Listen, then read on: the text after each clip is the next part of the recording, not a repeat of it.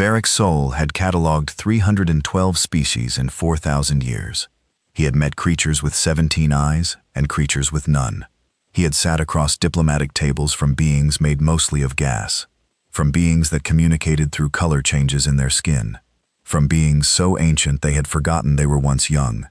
He had visited worlds so beautiful they made his chest hurt, and worlds so gray they made him feel like he had already died and was just waiting for someone to tell him. In 4,000 years, he had never once been surprised. He expected Earth to be no different. The file arrived on his desk 3 weeks before the delegation was scheduled to depart. He poured himself a cup of cold veth. He had been drinking it cold for 2 centuries, ever since the warming element on his kettle broke, and he had not found the disruption worth fixing, and he sat down to read. The file was thin. He had seen thicker reports written about single geological formations on uninhabited moons. The Galactic Conclave required every observer status applicant to complete a documentation package covering 47 mandatory categories. Humanity had completed all 47. Technically, but their answers were short, blunt. Some of them were so compressed that he found himself reading sentences that should have been paragraphs, and paragraphs that should have been full chapters, as if they had not quite understood that longer answers made better impressions, or as if they simply did not care about making an impression. He turned to Category 7, Dominant Philosophy of Cosmic Existence. This was the category where most species spent the most effort. The Keth wrote 40 pages. The Selhari wrote 70. The Dral, who had a warrior tradition going back 9,000 years, and were very proud of having outgrown it, wrote 112. Humanity's answer was 4 words. We are still working on it.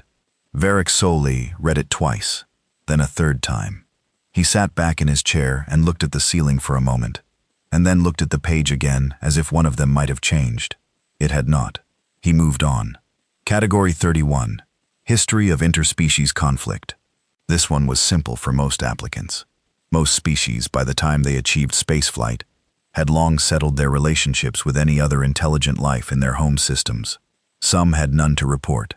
The answer was usually a list of treaties and a summary of how they were reached. Humanity's answer, none yet. We have not encountered other species prior to this process. He found the phrasing odd. None yet. Not none yet. As if they were taking note of a category that was currently empty, with the expectation that it might fill in later. As if conflict with other species was a thing they were simply waiting to get to. He filed the observation under Cultural Linguistics Possible Translation Error. Then he added a secondary tag, Low Priority. He read the rest of the file on the transport to Earth. It was a 6-day journey. He finished the file in 4 hours. He spent the remaining time reviewing his notes on the 312 species he had already catalogued for no reason in particular. Simply because the habit of reading old files calmed him, the way some people were calmed by music. He did not go back to the human file. He should have. Earth was green in a way that felt almost aggressive. He had seen green worlds before, several, but Earth's green was saturated in a way that suggested the planet was not simply growing things, but actively insisting on them. The vegetation covered the hills the way a fever covers a face, relentless, persistent, impossible to look at for long without feeling slightly overwhelmed. The human city they landed in was called Geneva. It had been chosen specifically for the delegation's arrival, he was told, because of its history as a place where agreements were made. The humans had been using this city to formalize peace between themselves for several centuries. He noted that this implied they had needed to formalize peace between themselves many times. He filed that under Cultural Anthropology Standard Observation, did not tag it further. The diplomatic chamber was large. This was his first real surprise, though he would not call it that at the time. He would describe it in his notes as an architectural anomaly, worth minor documentation. The room was far bigger than it needed to be. The ceiling was at least 3 times the height necessary for beings of human average size. The walls were pale, stone. There were many windows positioned high, and running all the way around the room so that light came from every angle equally. There were 4 doors, not 2, 4, 1 in each wall, evenly spaced. One of the human support staff saw him looking around and assumed he was confused about something. "It's an old building," she said helpfully. "Pre-conclave, obviously. 18th century." He nodded politely and wrote in his personal journal, not his official report. "The room has clear sightlines from every seating position to every entrance. The elevated windows prevent approach from outside without being seen. 4 exits positioned to prevent any seat in the room from being more than 12 meters from a door. This is not a diplomatic chamber. This is a room designed by people who have been ambushed in rooms before." He looked at what he had written. He almost crossed it out. He did not cross it out. He simply moved to the next page and wrote nothing else on the subject. The human delegation arrived exactly on time. This was notable. Most species arriving for their observer status admission arrived either slightly early to demonstrate eagerness or slightly late to demonstrate confidence. Arriving exactly on time was a precision that suggested they had thought carefully about what the timing would communicate. Their lead diplomat was a woman named Adara Chen. She was not young, but she was not old either, in that human way where the two states bled together and produced something that simply looked like endurance. She wore a dark suit, no decorations, no status markings, no indications of rank. He would later learn that this was intentional. Human diplomatic dress had evolved toward minimalism, specifically because rank markings were historically used to identify high-value targets. She shook his hand. Most species did not shake hands. It was a known human custom, and the delegation had been briefed. He had practiced.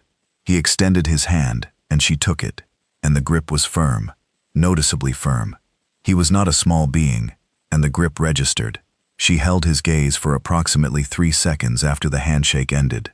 Then she smiled and welcomed him, and the moment passed, smooth and professional, and the proceedings began. Later, he would write in his personal journal, the handshake, the eye contact. I noted it as social aggression, a dominant signal, standard for species with competitive social hierarchies. Then, much later, he would add, I was not wrong about what it was. I was wrong about what it meant. But that was much later. The proceedings went smoothly. These things always did. Varric Soleil had run 312 of them, and they ran like water runs, finding the shape of the container and filling it. There were speeches. There were formal recognitions. There were the traditional conclave recitations, which he delivered in the standard manner, and which the humans listened to with expressions of polite attention that he recognized as a specific kind of face that beings made when they were listening carefully, but had also made up their minds already. Humanity was admitted to the conclave as an observer species, not a member. Observer. The distinction was considerable. An observer could attend sessions. An observer could speak. An observer had no vote. No formal military alliance. No claim on conclave resources or protection. It was, in the language of the conclave's own foundational documents, a status of acknowledged presence, which was exactly as limited as it sounded. The human delegation accepted this with a graciousness that was professionally deployed and, he suspected, privately irrelevant to them. He had the sense that they had not applied for observer status because they wanted protection or resources. He had the sense they had applied because they wanted to know how the room worked before they decided what to do in it. He filed that instant nowhere. He did not trust it enough to write it down.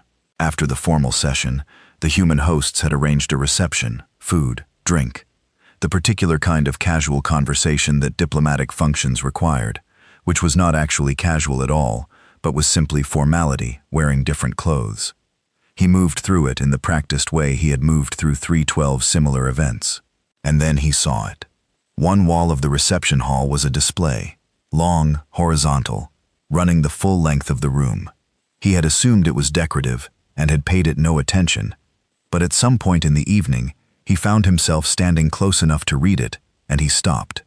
It was a timeline, a human history timeline, specifically arranged for the delegation's visit. The humans had put it up themselves. It stretched from the earliest evidence of organized human civilization, roughly 12,000 years ago in their reckoning, to the present. It was clearly designed to show progress, technological development, expansion, the arc of a species becoming more. He read it from left to right. The thing was, he could not find a gap between wars, not a real one. There were centuries where the conflicts were smaller, where they occupied less of the timeline's annotations. But from the very beginning of recorded human history, to somewhere in the mid-21st century, there was no point at which humanity had been, as a species, entirely at peace with itself. One conflict ended and another began. Sometimes they overlapped. Sometimes, in certain centuries, they ran 3 and 4 and 5 at once, in different parts of the same world simultaneously. He stood there for what he later calculated was 11 seconds. The humans had put this up. They had chosen this from all the things they could have displayed to show a visiting delegation, a timeline of their wars in the welcome hall for the alien observers they were trying to make a good impression on.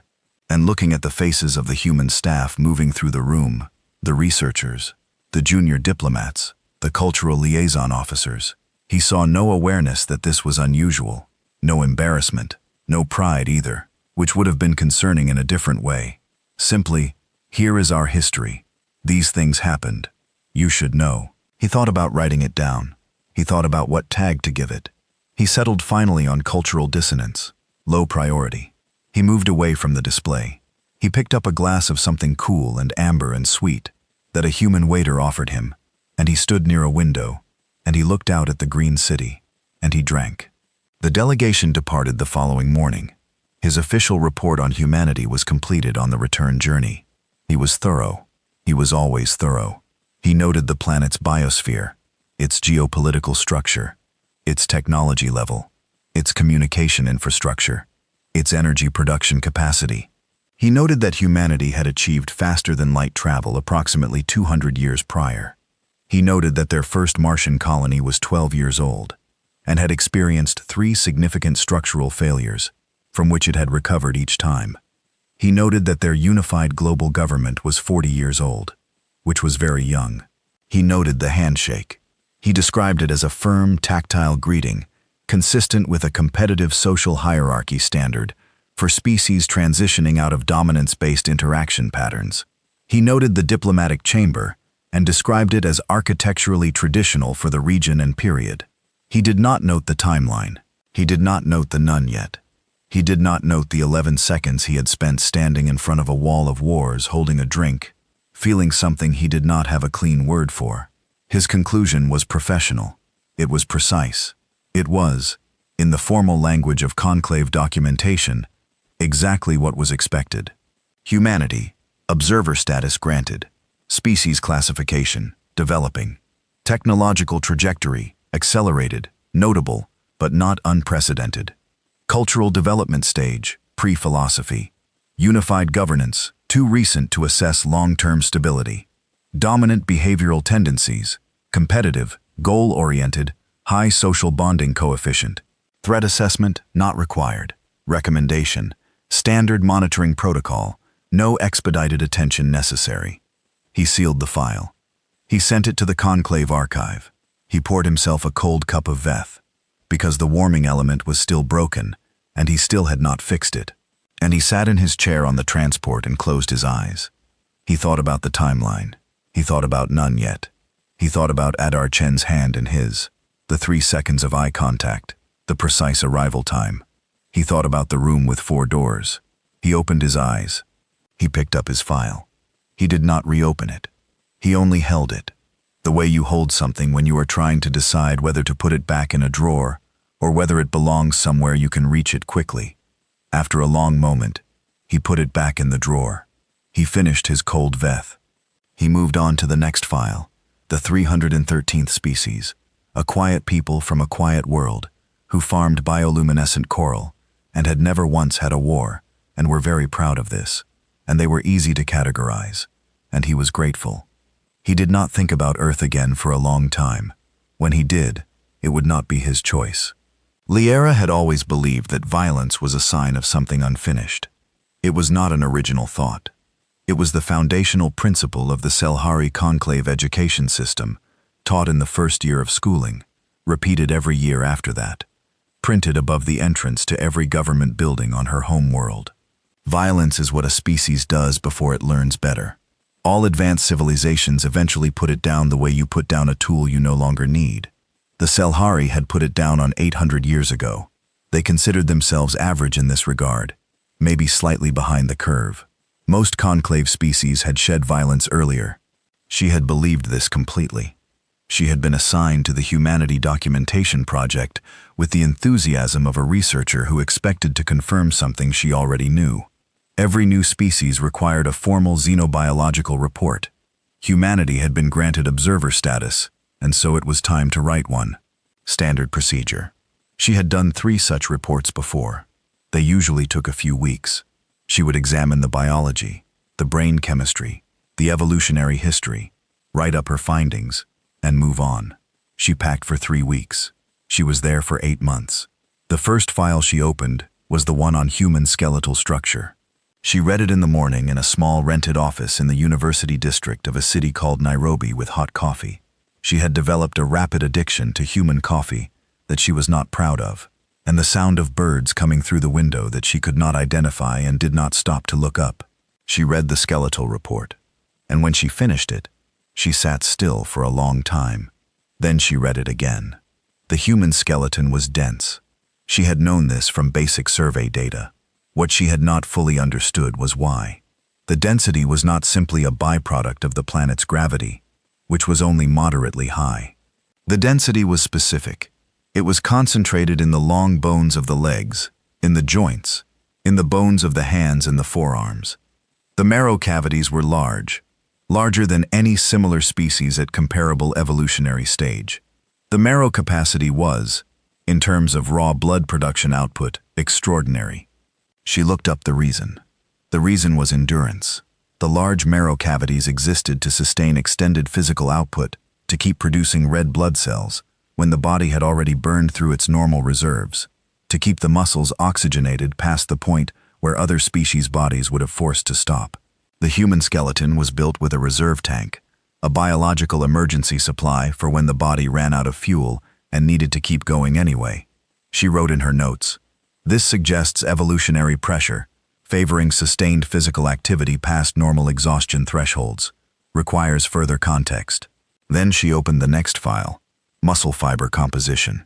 She understood, before she read this one, that there were 2 types of muscle fiber: fast twitch for explosive movement, short bursts of maximum power, and slow twitch for sustained effort, long, steady output over time.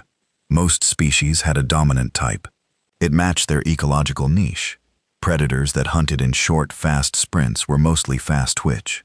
Species that traveled long distances as part of migration or foraging were mostly slow twitch. The balance between them was a biological signature. It told you how a species had survived, what it had been built to do. Humans had both, not a slight lean toward one or the other, not a moderate balance. A genuine, developed, functional abundance of both types, distributed across the body in a pattern that was, in the words of the study she was reading, statistically unprecedented among conclave survey species. She stared at this for a long time. What she was looking at was a body built to sprint, and built to run long distances, and built to do both of these things in the same body, in the same lifetime.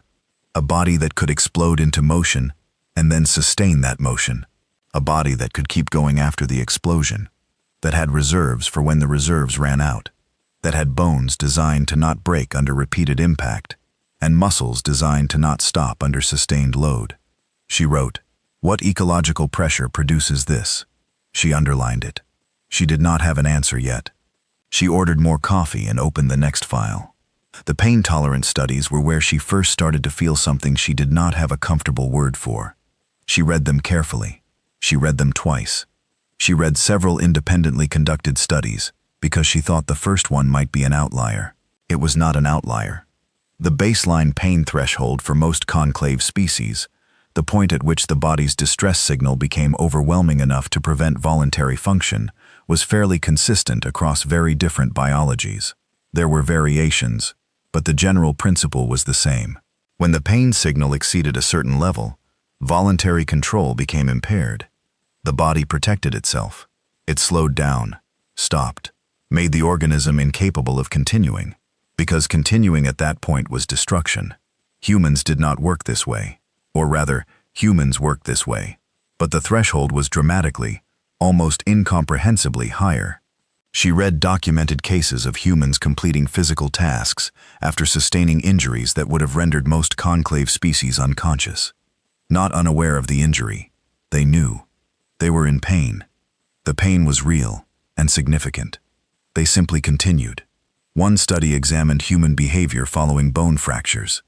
It found that a statistically significant percentage of humans with fractured bones in the extremities had completed the task they were engaged in before stopping to seek medical attention, not because they had not noticed, not because the fracture was minor, because they had made a choice.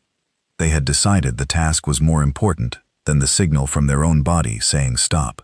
She read this, and she looked out the window at the trees, and she thought, every species has a limit, a wall that the body builds, a thing the body says, here, no further. This is where I protect you from yourself. She looked back at the file. Humans had the wall. They just treated it as a suggestion.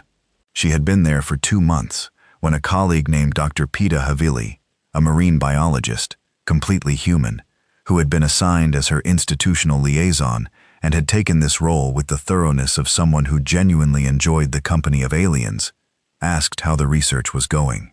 She told him, carefully, what she had been finding. He listened, nodded occasionally, did not seem surprised. The endurance thing, he said. Yeah, there's a theory about that called persistence hunting. She did not know this term.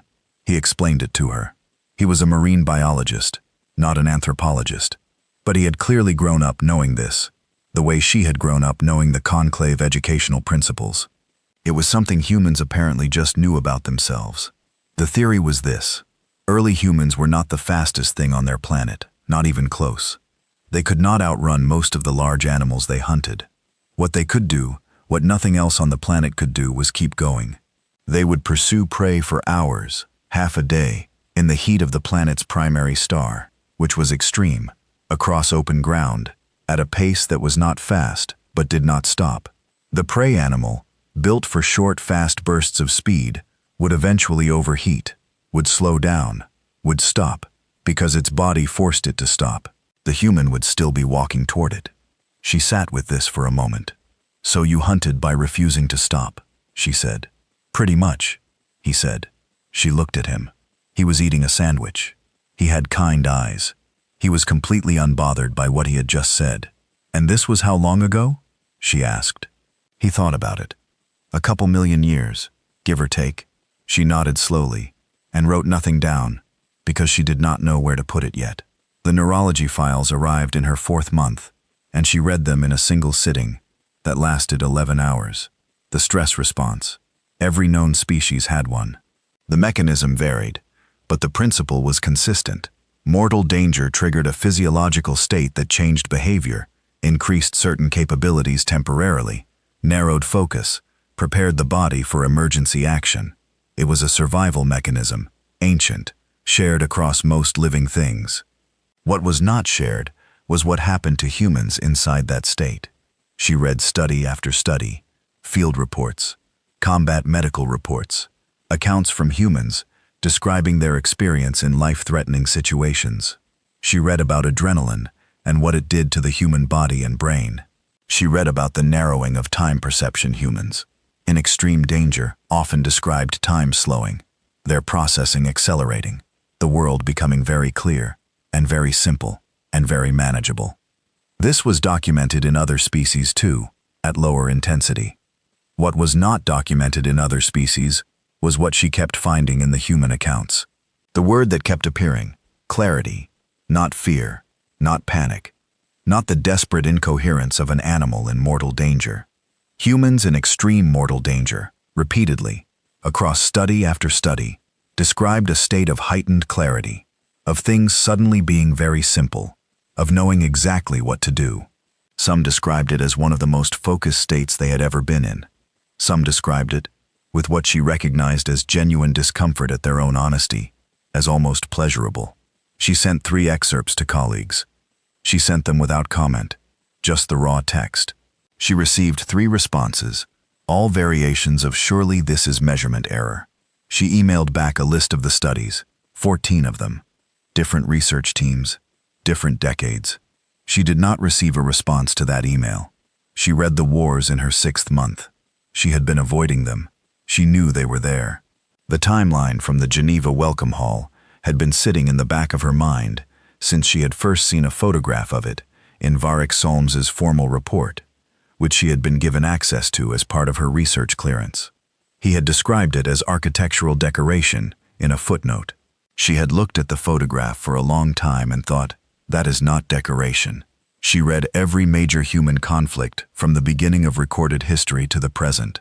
She approached it scientifically. She took notes. She charted causation and frequency and geographic distribution. She tracked the technology from handheld stone to directed energy weapons in what was, geologically speaking, almost no time at all. She tracked the casualty counts. She tracked the patterns of resolution, which conflicts ended in negotiation, which in exhaustion, which in the annihilation of one side. She did not read it to judge. She read it to understand a single question. How does a species that does this to itself survive? And the answer she arrived at was quiet and terrible, and she sat with it for a long time before she wrote it down. The species survived because the ones who were not good at surviving the violence did not survive it. For tens of thousands of years, the humans who were weaker and slower and felt more pain and stopped sooner and were less able to function through mortal stress, they died in the conflicts, or died because of the conflicts, or were outcompeted by the ones who didn't die.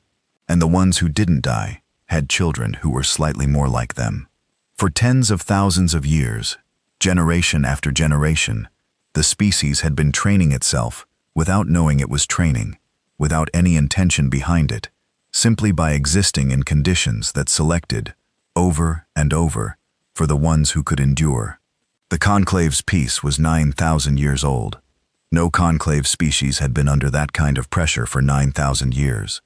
Most for much longer. Humanity had been under it until, in geological terms, last week. She interviewed the retired soldier in her 7th month. His name was Marcos. He was 63 years old, which was moderately old for a human. And he had the look of someone who had been large and powerful in his youth, and had settled into a comfortable version of that, without losing the essential structure. He had kind eyes. He offered her tea, and she accepted it. And they sat in his small garden in the afternoon light, and she liked him immediately, which made the conversation both easier and harder. She explained her research. He listened without interrupting, which she appreciated. She asked him what combat had felt like.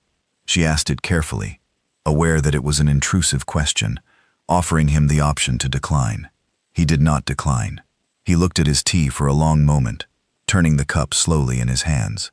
Then he said, like being completely alive. He said it quietly, without dramatics. I know that sounds, he started. No, she said. I read the studies. I understand. I'm not proud of it, that it felt that way. I know what it cost. I know what I saw. I'm not saying it was good. I know, she said. But you asked, he said. She nodded. They sat in the garden for a while after that and did not say anything. Birds made sounds in the trees. The light moved slowly.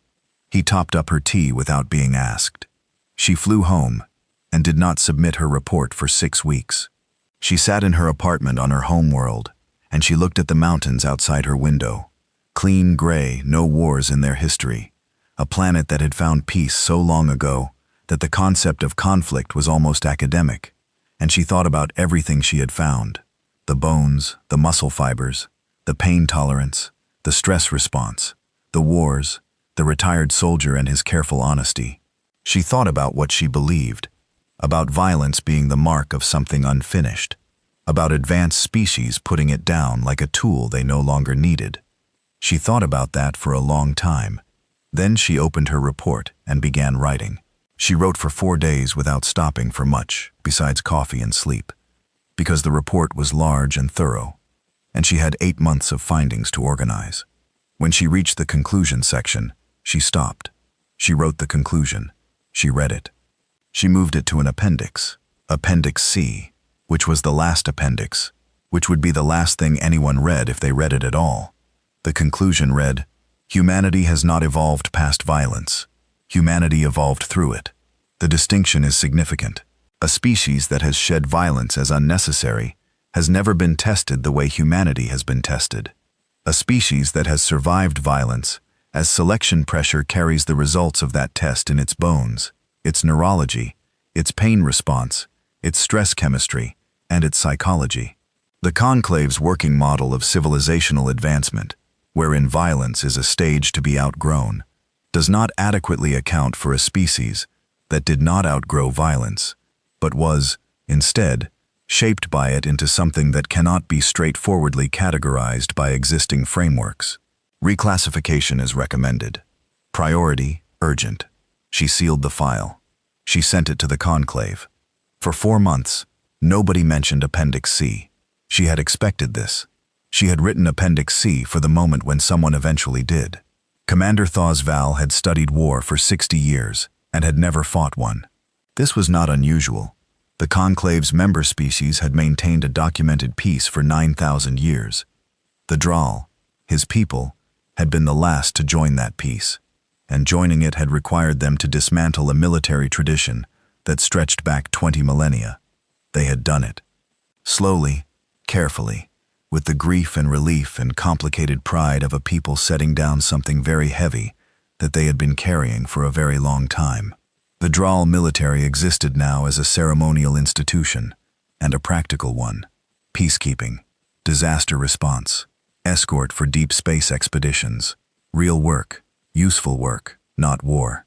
Thosval had studied war the way scholars study extinct languages, with deep respect for the complexity of the thing, with a certain precision that came from understanding the subject at a remove, from the safety of time and distance.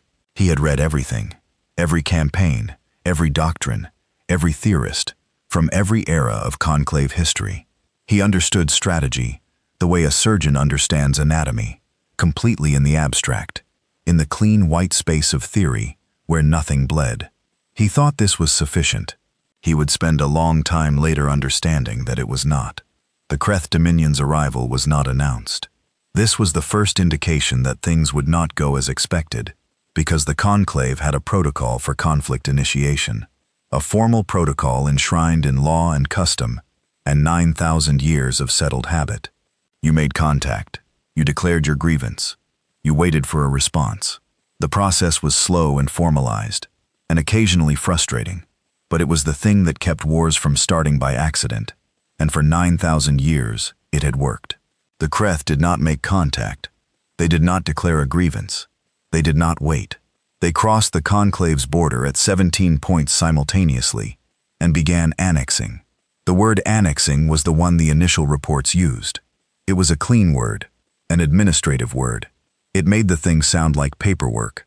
What it actually meant was that 17 Conclave border systems, 12 inhabited, 5 operating as scientific or trade stations, were surrounded by Kreth warships and informed that they were now Kreth territory. 3 of the stations attempted to respond to this information with the formal protest protocols. The Kreth did not answer the formal protest protocols. In 14 days, 17 systems were gone. The Conclave convened an emergency session. Thosval was called to present his fleet assessment. He presented it carefully, clearly, with the measured professional calm of someone who had trained his whole life for exactly this kind of briefing. The Conclave fleet was capable, not large by historical standards. Peace had allowed significant demilitarization, and nobody had objected to this, because there had been nothing to object about. But capable, well-maintained, equipped with the latest Conclave weapons technology, crewed by professionals who had spent their careers in peacekeeping, and who were, in Thosval's honest assessment, very good at the kind of work they had actually done, and completely untested in the kind of work that was now being asked of them. He presented this assessment. He did not emphasize the last part as much as he perhaps should have. The human request arrived on the second day of the emergency session, a message from Ambassador Adara Chen, transmitted through the Standard Observer Species channel, the channel that was, technically, for administrative communications only, for species that had no formal seat in Conclave proceedings. She sent it to 7 recipients simultaneously, all 6 members of the Security Coordinating Council and Thosval directly.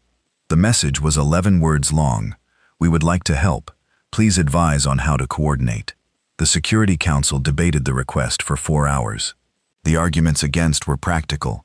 Humanity had observer status only. No formal military alliance, no treaty obligation, no standing authorization to commit forces. The arguments for were also practical. Humanity had 40 warships currently within reachable distance of the crisis zone, and the Conclave fleet was stretched across an incursion front that covered more territory than anyone had anticipated.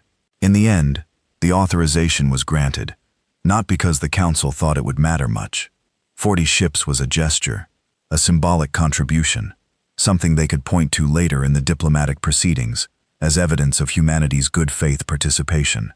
There was even a quiet satisfaction in some corners of the chamber at the idea of the new observer species being involved. It would give humanity a sense of investment in the Conclave's stability. Nobody thought 40 ships would change anything. Those Vals sent the coordination parameters and expected to hear nothing of consequence.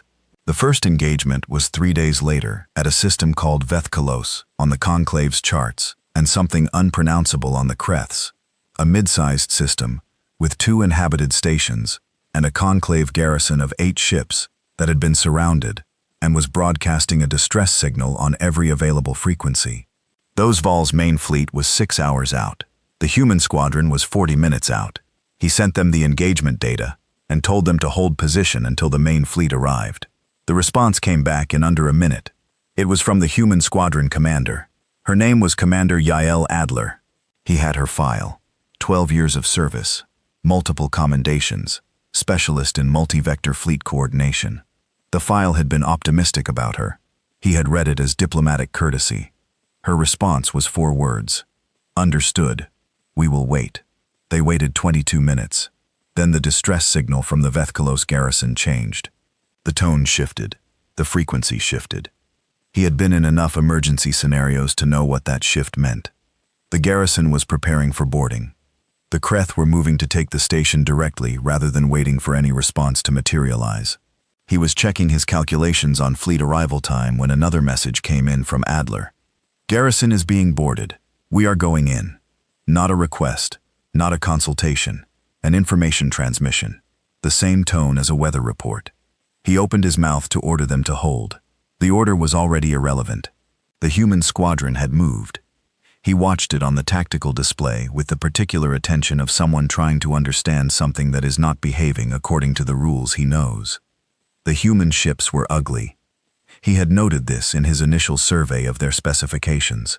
They were thick-hulled in a way that was deeply unfashionable in modern fleet design, where elegant profile reduction was considered both tactically and aesthetically correct.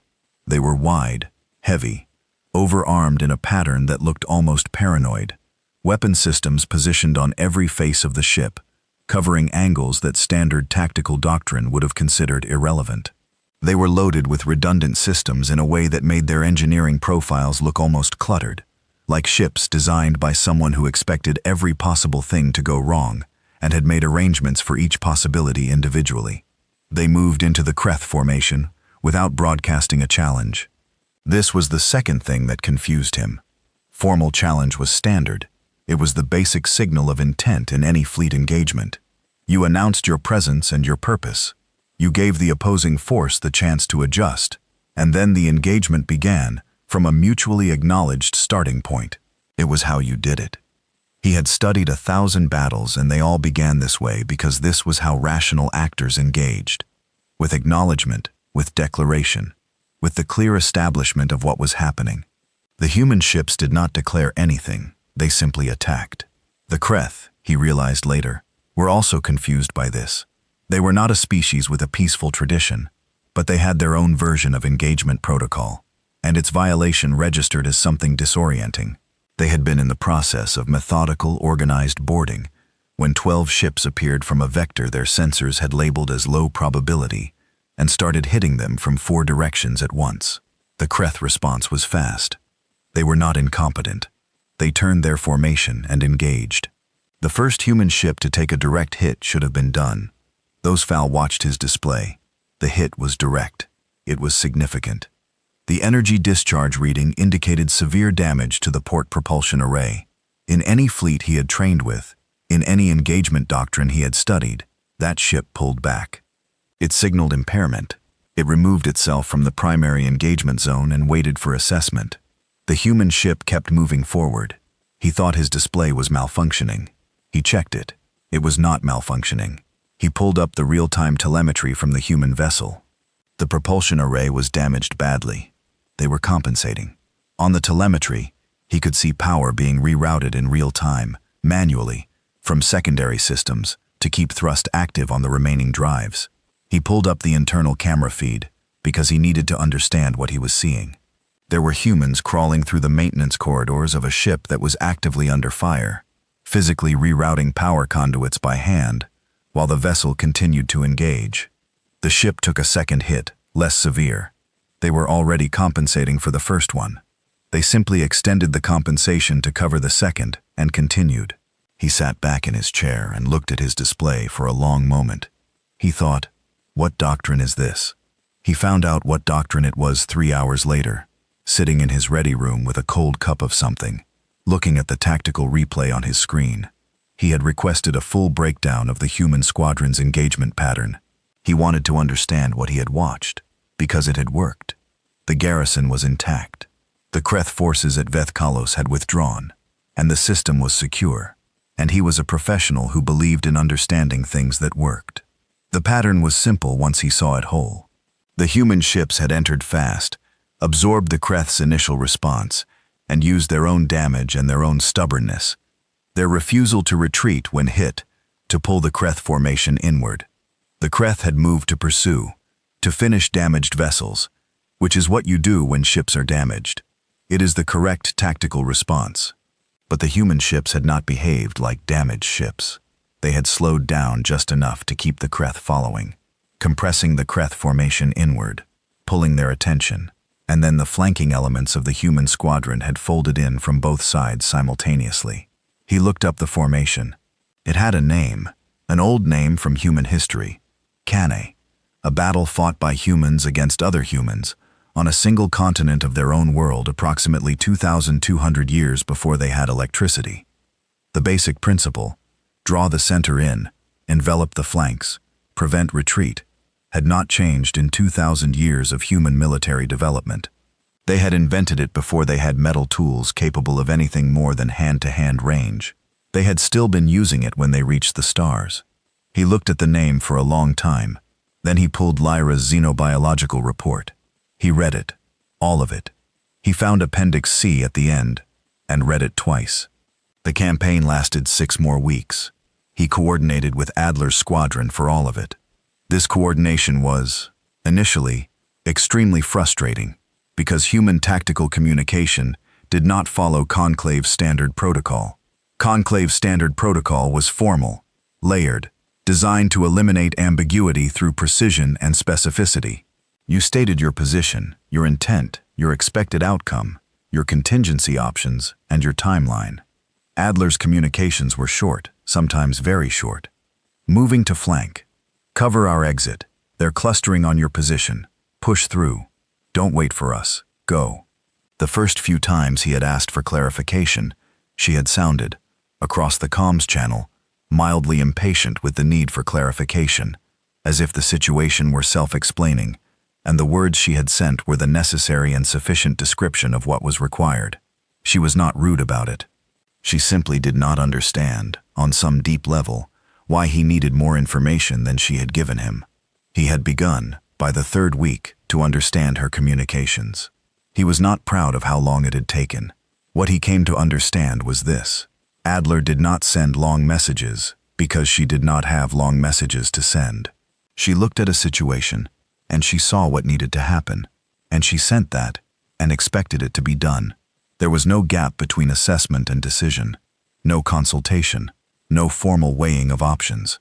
She saw, she decided, she acted. He had studied this in the historical texts. He had read about commanders who operated this way. He had read the psychological literature on rapid tactical cognition. He had thought, for 60 years, that he understood it. He had not understood it. He had understood it the way you understand swimming, before you are ever in the water. In the 5th week, a Kreth cruiser got through the outer engagement line and reached a civilian transport carrying 4,000 Selhari, heading to a border colony. The cruiser's weapons powered up. Its intent was clear. The nearest Conclave ship was those Vale's own command vessel. He calculated the intercept time. He began issuing orders. He was still issuing orders when the human ship, Adler's own ship, which had already taken 3 significant hits in the previous 2 days, and by rights should have been pulled back for assessment, crossed his screen at a speed that his sensors briefly flagged as an error because it did not align with what his damage assessment said the ship was capable of. The human ship put itself between the Kreth cruiser and the civilian transport. That was all. No complicated maneuver, no tactical elegance, just a damaged ship moving to a position where it would have to be destroyed before the transport could be touched. The Kreth cruiser fired. The human ship took it. It did not stop. He would think about this moment for a very long time. The sensor data showed the human ship sustained damage, that his damage assessment algorithms evaluated at 63% mission capability loss. The algorithm said, "This ship is no longer an effective combat asset." The ship disagreed with the algorithms.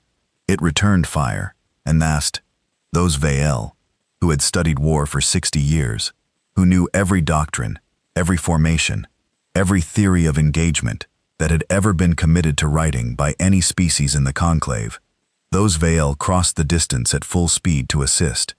And he found himself doing it not because his tactical assessment said it was optimal, but because watching that damaged, stubborn, stupid, magnificent ship refuse to stop had done something to his calculations that he could not explain with the formal language of Kreth. Withdrew from the border on the 41st day. Their commander sent a formal communication requesting ceasefire terms. Those Vael handled the response with the precise professionalism of someone who had trained for this moment, even though he had never expected to live it. After the terms were transmitted and acknowledged, he opened a channel to Adler. He wanted to issue a formal commendation. This was protocol. He had the language prepared. He had the correct form of words. She answered the channel. Her voice was tired, the deep, flat, used-up tired of someone who had been running on something other than rest for 6 weeks and had finally put it down. He issued the commendation. She received it with a brief and genuine thanks. Then he asked the question, not the formal one, the other one. "Why did you do it?" he said. "The transport. You were already severely damaged. There were other ships in range. You were not the optimal choice." Down, she was quiet for a moment. "There were 4,000 people on that transport," she said. "Yes. So, that is all?"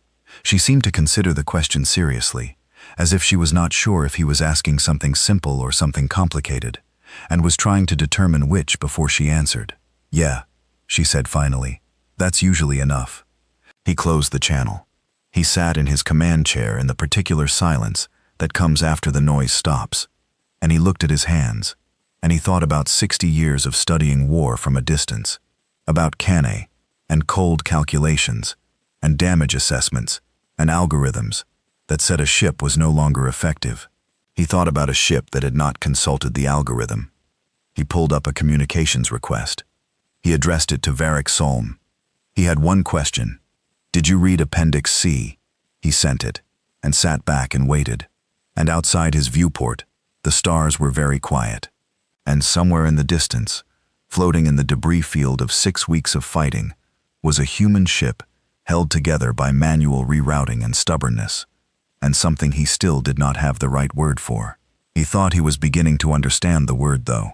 He was beginning to understand it had always been right in front of him, on a timeline in a welcome hall in Geneva, on a world so green it hurt to look at. He just had not known what he was reading. Sanae had known for 4 years. She had not told anyone because no one had asked her specifically, and because the information lived in a space between categories not alarming enough to report as a security concern, not irrelevant enough to dismiss, not easily summarized without sounding like she had lost her professional objectivity, which was the specific fear of every attaché who spent too much time with their assigned species. You were supposed to study them. You were not supposed to understand them so well that you ran out of the right distance. She had lost the right distance somewhere in the 2nd year.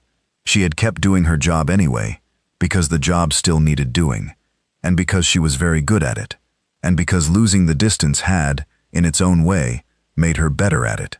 She knew things about humanity that no formal report captured. She knew things that lived in the texture of the daily ordinary, in the way they talked and ate and argued and laughed, and refused to leave when they should have left, and came back when she had expected them to be gone. She knew what they were. She had known for 4 years.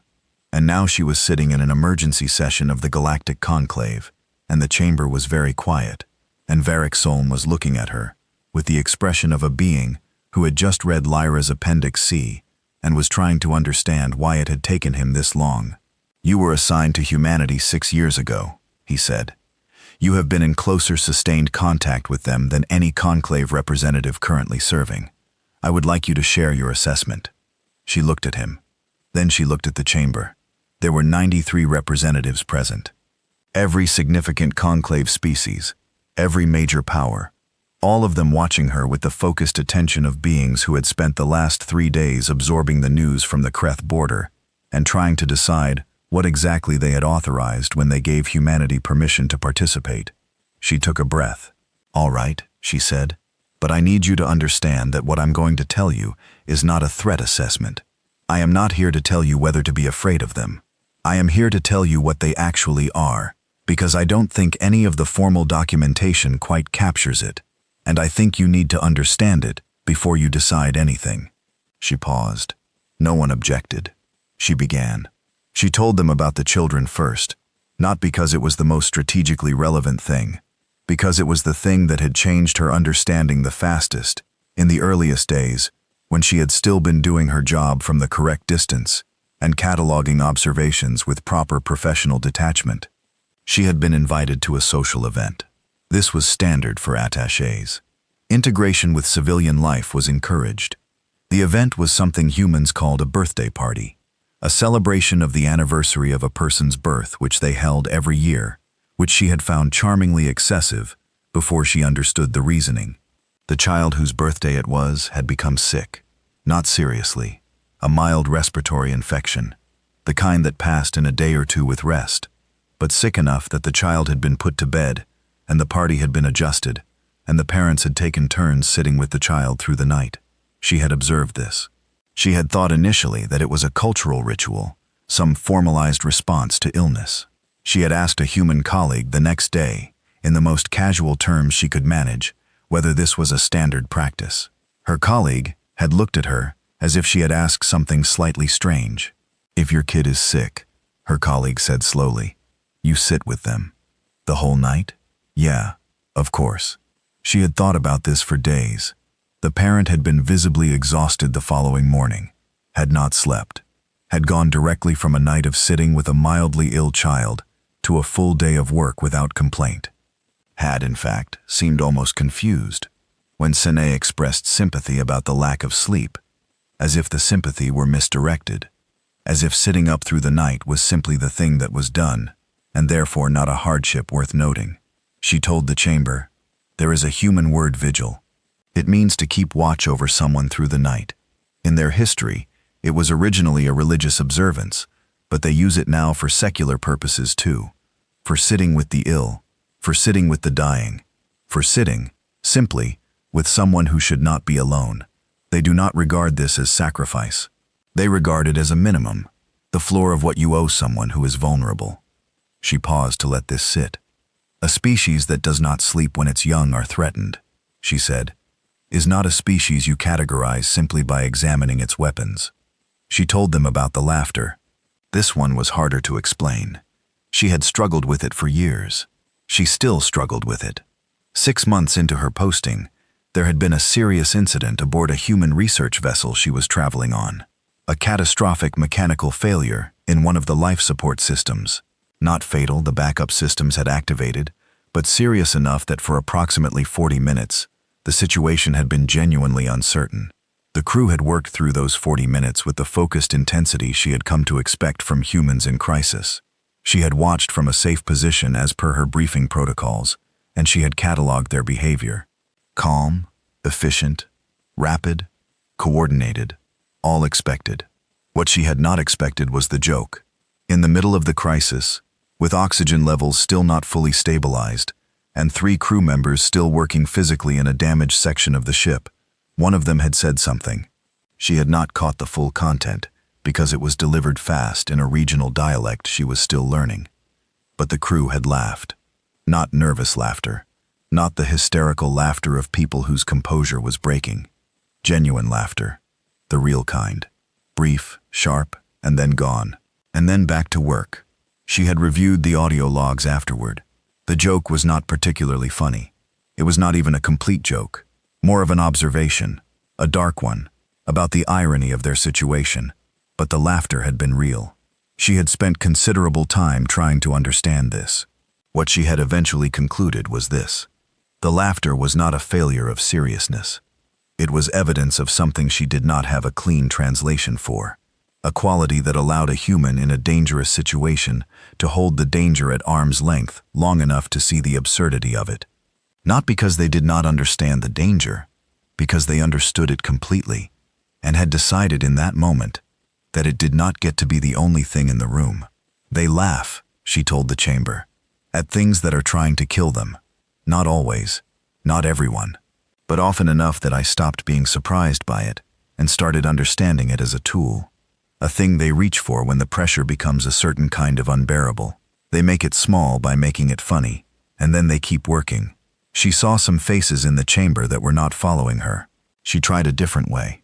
You are afraid of what they might do, she said. I understand that. I am trying to tell you what they actually are. And part of what they are is a species that can be terrified and exhausted and injured and still find a moment to make each other laugh. I have watched them do this. I know what it looks like. It looks like people who have decided at some very deep level that their situation does not define them, that they are always bigger than whatever is happening to them. The chamber was quiet. That is very useful in a war, she said. It is also just true about them in general. On ordinary days, with ordinary problems, they are the same species. She told them about how they mourned. This was the part she had been most afraid to include, because it was the part that had, in her second year, broken her professional distance and never quite given it back.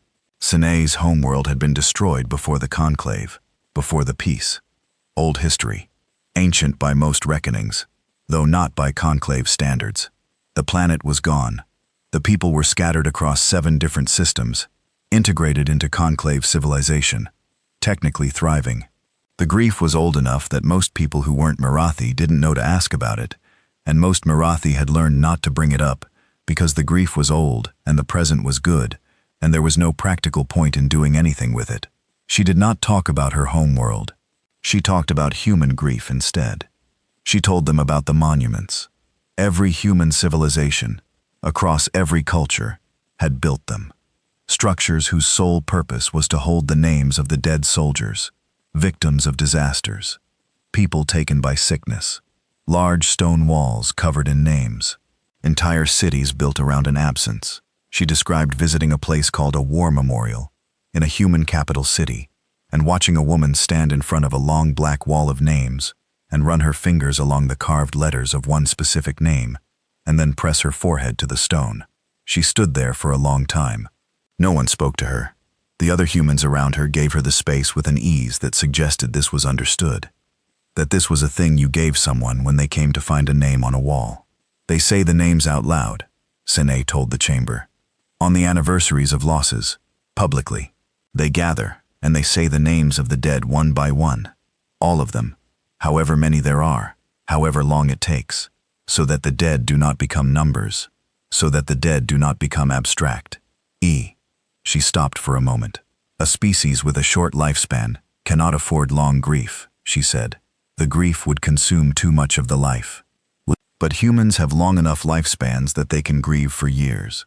Only, they can build their grief into their architecture, into their ceremonies, into the way they mark time.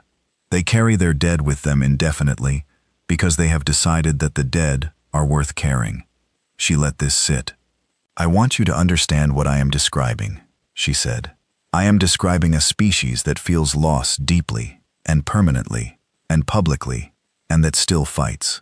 Not because they do not understand what they are risking, because they understand exactly what they are risking, and they have decided that some things are worth risking it for anyway. Verixholm spoke. Envoy Sine, he said, with the particular careful precision of someone choosing words that might become part of the formal record. You have described their emotional texture with considerable depth, but the Chamber's primary concern is tactical. Following the Kreth engagement, we are faced with the question of humanity's formal military integration into the Conclave's defense structure. And before that question can be answered, the Chamber would like to know your assessment of the following. Are they a threat to the Conclave? She looked at him. The Chamber waited. She had known this question was coming. She had been preparing for it for 6 years in the back of her mind, in the way you prepare for a conversation that you know is coming but can't quite start. She had prepared 3 different versions of an answer. A diplomatic answer, a technical answer, an honest answer. She had decided on the transport coming here to give the honest one. They saved 17 systems, she said. They saved the Selhari transport. They took losses they were not required to take for species they have known for less than 3 years, because someone had to, and they were there. That was not the question, Verixholm said. No, she agreed. It wasn't. She was quiet for a moment. The question you are asking, she said, is whether they will ever point what they are at us, whether the thing that stopped the Kreth could become the thing that threatens the Conclave itself. And I understand why you are asking it. It is a reasonable thing to be afraid of.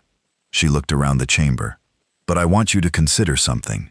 You built this Conclave 9,000 years ago. You built it to be the alternative to the thing you were afraid of. You built it so that species would not have to fight each other, so that the war that ended the Harath would be the last war. You built it because you knew what that kind of violence cost, and you decided the cost was too high. She paused. Humanity has been fighting for as long as they have been human. They have fought each other for resources and ideology and territory, and sometimes just because they could. They have lost unimaginable numbers of their own people in conflicts that, in retrospect, they themselves describe as pointless. They know this. They are not unaware of what they have been. They have built museums to the worst things they have done to each other. They have written the names of every person the worst things cost. They carry it. She looked at Verixholm. And in the first test they faced, on behalf of people they owed nothing to, they put themselves between those people and the danger, without being asked, without a treaty obligation, without any formal structure requiring them to do it. She stopped. They are not the Harath, she said quietly. The Harath fought because they could not stop. Humanity fights because they decide to. And the first time they had to decide with the whole galaxy watching, they decided to protect. The chamber was silent. She sat down. She had not answered the question directly. She knew she had not answered the question directly. She had given them everything around the answer, and left the answer itself in the empty space in the middle, where they would have to find it themselves. Verixholm looked at her for a long moment. Then he turned to the chamber and opened the formal session. She looked at her hands in her lap and thought about a woman pressing her forehead to a wall of names, about a crew laughing in a damaged corridor, about a ship that was too damaged to fight, still fighting. She thought about a name on a wall that she had never said out loud in 4,000 years, because she had been afraid that saying it would not help. She thought, maybe they understand something about that too. She did not say this. She sat quietly and waited for the session to proceed. And outside the chamber's high windows, the stars were the same stars they had always been, indifferent and ancient, keeping no record of the names of the dead. She kept her own record. She always had. The vote was 619 to 228, full membership, not observer status, not provisional admission with conditions, full membership in the Galactic Conclave, with all rights, responsibilities, and formal treaty protections that entailed. Humanity had been an observer species for less than 2 years. Verixholm had processed 312 membership admissions in 4,000 years. The fastest previous admission, the Selhari, who had been aggressively pursuing membership for decades and had submitted a documentation package so thorough it required a separate storage archive, had taken 4 years. The average was 11. He filed the paperwork for humanity in the empty chamber at the end of the day. Everyone else had gone home. The session had ended. The vote had been recorded. The delegations had dispersed to their transport arrangements, and their diplomatic receptions, and their private conversations about what this meant. The chamber staff had cleaned and shut down the formal systems, leaving only the archival station active and the emergency lighting on, which cast the room in a pale blue that made everything look like it was underwater. He sat at the archival station and completed the documentation package. The package was thorough. He was always thorough. He had not become the longest-serving conclave archivist in institutional history by being anything less than thorough. He checked every field, cross-referenced every category, verified that the correct treaty language was appended in all 47 required sections. When he reached the species classification field, he paused. It was a drop-down menu. Standardized categories, the same ones that had been in use for most of the conclave's 9,000 years of formal operation. He had used the same menu 312 times. He knew it by memory. His hand moved to it. He did not click. He sat in the underwater blue light and looked at the menu and thought about the categories. And the categories looked back at him like old familiar furniture that had always fit the room. They did not fit this. He had pulled his original file on humanity 3 days ago, the one he had written on the transport back from Earth. 4 cold cups of Veth and 6 days of careful professional distance, and 47 completed categories, and a conclusion that he now read with the particular quality of attention that you give to something you wrote before you understood what you were writing about. Minor species, pre-philosophy, no threat assessment required. He read it twice. He had been doing this job for 4,000 years. In 4,000 years, he had never once written a species classification that required significant revision. He wrote careful things. He wrote accurate things. He took his time, and he was thorough, and his files did not require revision. This one required revision. He had understood this in stages. First, Lyra's report Appendix C, which those Val had forwarded to him with a message that was 3 words long. Did you read this? Then the tactical reports from Veth Kalos. Then Sanis's testimony. Then the vote. At each stage, he had understood more. And at each stage, the understanding was not entirely comfortable. In the way that revising something you were certain about is never entirely comfortable. There is a specific kind of discomfort that comes from finding out that you were not wrong about the facts, but wrong about what the facts meant. It is different from simply being wrong. In some ways, it is harder. He had been right that humanity was a minor species in terms of its conclave footprint.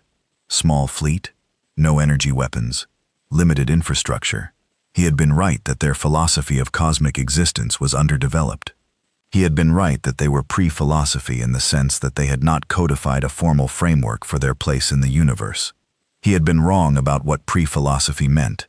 He had assumed it meant not yet mature, not yet arrived at the settled conclusions that advanced species arrived at, still in the messy early stages. What it actually meant in humanity's case was they were too busy doing things to spend much time writing systems about why doing things was correct. The philosophy was not absent. It was distributed. It lived in the woman pressing her forehead to a wall of names, in a crew laughing in a damaged corridor, in 11 words sent through an observer channel that was technically only for administrative communications. We would like to help. Please advise on how to coordinate. He had read those 11 words at the time as diplomatic positioning, as a new species finding ways to be visible, to be useful, to accumulate the goodwill that would eventually translate into formal standing. He read them now for what they were. We would like to help, not we would like to demonstrate capability, not we would like to formalize an alliance, not we assess strategic advantage in participation. We would like to help. That was the whole sentence. That was the whole thought. He thought about the wrath. He always thought about the wrath eventually, when he thought carefully about anything involving the history of the conclave. The wrath were the reason the conclave existed. The peace was built on the wound they left.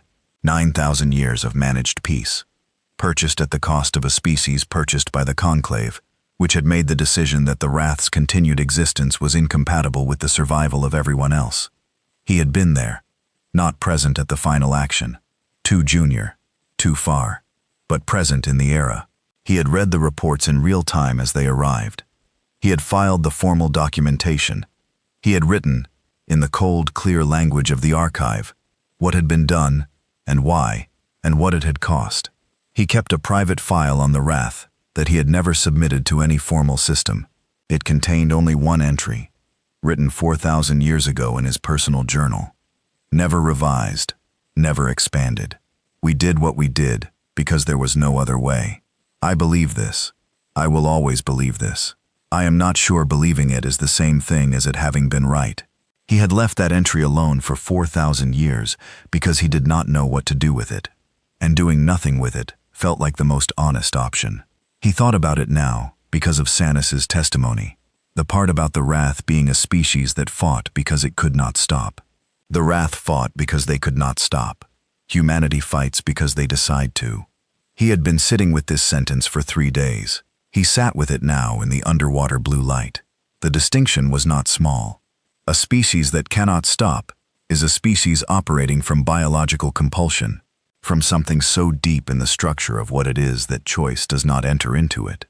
The Wrath had not chosen violence any more than a river chooses to flow downhill.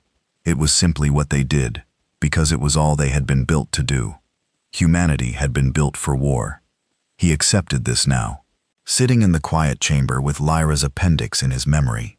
Built for war the way the Wrath had been, shaped by the same grinding selection pressure, honed over the same impossible timescale into something that could absorb and endure and continue past the point where other things stopped. But they had also been built for the woman and the wall of names, for the crew that laughed in the burning corridor, for 11 words sent through the wrong channel, because they did not know how to watch something happening and not try to help. The Wrath had been one thing, a blade. A blade was very good at cutting and could not do anything else.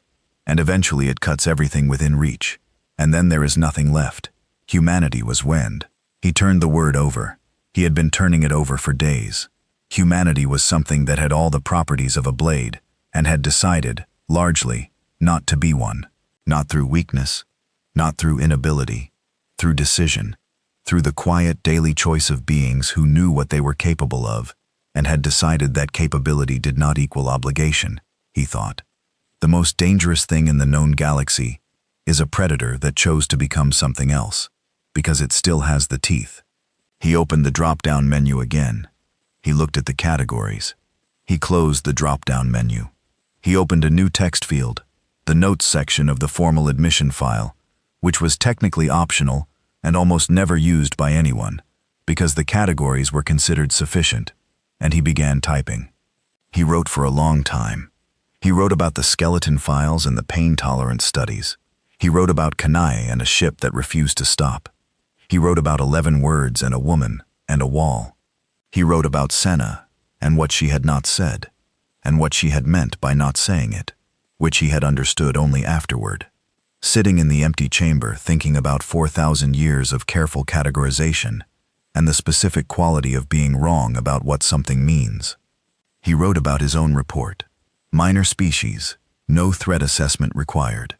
He did not apologize for it. He did not revise it. He simply noted it, and noted the date, and noted what he understood now that he had not understood then. He saved the notes. Then he went back to the classification field. He selected the nearest applicable category, the one that said, in the formal language of the Conclave taxonomy, Emerging Strategic Partner, Assessment Ongoing. He looked at it. He did not love it. It was not accurate. It was approximate. But 4,000 years had taught him that the archive was better served by approximate honesty than by false precision, and the honest truth was that he did not have a category that fit, and creating a new category required a proposal and a review committee, and at minimum 6 months of formal consideration, and the file needed to be completed tonight. He saved the classification. He stood up. The corridor outside the chamber was quiet. The building kept late hours. The support staff worked in shifts.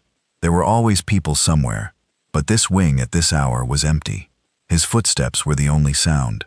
He walked slowly. He often walked slowly. It was not age. His species did not age the way most species aged. It was simply the habit of someone who had been walking for 4,000 years and had stopped needing to arrive anywhere quickly. He was almost to the exterior door when he heard it. Movement. The soft sound of someone in the small waiting area at the end of the corridor, the room with the low chairs and the table and the large window, that looked out over the conclave's formal gardens. He glanced in as he passed. A human, young, early in their career. By the look of it, mid-20s in their own reckoning, which was very young by almost any standard. A junior diplomatic attaché, based on the identification badge. He recognized the face from the edges of the day's proceedings. One of the people who stood at the back of rooms and handed documents to people who needed documents and made sure things ran. Essential work, invisible work. The kind of work that kept everything functioning and that no one noticed until it stopped. She was sitting in one of the low chairs. On the table beside her was a small container of food, something portable, the kind of thing you brought from home when you expected a long day and a data reader, which she had set face down on the table and was apparently not currently reading. She was looking out the window at the dark gardens. The lights in the gardens were amber. It made everything outside look warm. She must have heard his footstep pause because she looked up. She did not seem startled. She seemed the way people seem when they are tired, but not unhappily so, used up in a productive way, the way you feel after finishing something that mattered. She saw him. She smiled. It was a completely simple smile, unguarded, the kind of smile that happens automatically, without calculation, because a face does it when it sees another face, and there is no particular reason not to. "Long day," she said. "Yes," he said. "You're the archivist," she said. "You filed the admission papers." "Just now," he said. She nodded slowly. She looked back out at the amber gardens for a moment. "Weird, isn't it?" she said, being official. He was not sure what to say to this. He considered several responses, and none of them felt right. "For us too," she said, as if he had asked. Some of us keep waiting for it to feel real, like we're still not sure we belong here. "You fought for 17 systems that weren't yours," he said. "You belonged here before the vote." She looked at him again. The smile came back, slightly different this time, smaller, more real. "Don't tell the Security Council that," she said. "They're still writing it up." He found himself doing something he had not expected to do. He almost smiled. It was a near thing. It did not quite complete itself, but the machinery of it moved, which was more than had happened in a very long time. "Go home," he told her. "Sleep." "In a minute," she said. She picked up her container of food. "You want some?" "It's cold, but it's good." He looked at the container. He thought about 4,000 years of cold Veth and a warming element he had never fixed. "What is it?" he asked. "Rice," she said. "And some other stuff. My grandmother's recipe. I always make too much." He sat down in the chair across from her. She handed him a portion in a small side container. He ate it. It was cold. It was made of ingredients he could not entirely identify. It was, for reasons that were probably more about the hour and the day and the amber gardens than about the food itself, quite good. They sat there for a while. The junior diplomat looked out the window. He looked at his hands. Outside, the conclave's gardens were very still. "Can I ask you something?" she said. "Yes. Do you think this is going to work? Us being here? Being part of this?" He thought about the classification field, the drop-down menu, the new text field, and everything he had written in it. He thought about Nenyatta, and 4 doors, and a timeline of wars in a welcome hall, and 11 words in the wrong channel. He thought about a ship that refused to stop. "I don't know," he said. And then, because he was thorough, because he was always thorough, because 4,000 years had taught him that the honest thing was usually the more accurate thing, "But I think the answer to that question depends more on you than on us." She nodded. She seemed to accept this without needing it explained. They finished the rice. He said good night. She said good night. He walked out into the cool dark of the conclave's main courtyard and stood for a moment looking up at the sky above the city, the stars half hidden by the light of the buildings. He thought, "I have catalogued 313 species." He thought, "I do not have a category for this one." He walked to his transport. In his pocket, his personal journal, the private one, the one that had held the Karath entry for 4,000 years without revision, was open to a new page. He had written 2 words before the vote. He looked at them now in the transport's overhead light as the city moved past outside. Humanity. Reclassified. Below those 2 words, the page was still empty.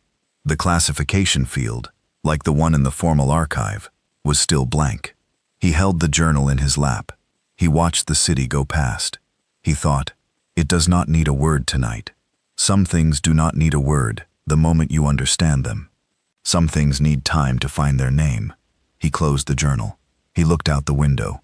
He thought about all the species he had known, the ones who had been afraid, the ones who had been proud, the ones who had come into the conclave chamber with their history in a file, and their hope held carefully in front of them, like something fragile.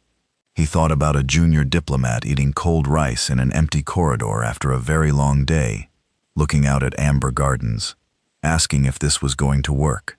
He thought about what he had said. It depends more on you than on us. He thought, I believe that. I have believed things for 4,000 years and been wrong about some of them. I believe this one. The transport moved through the quiet city. The stars did their ancient, indifferent work above the buildings. The journal stayed closed. The page stayed empty. Some things take time to find their name.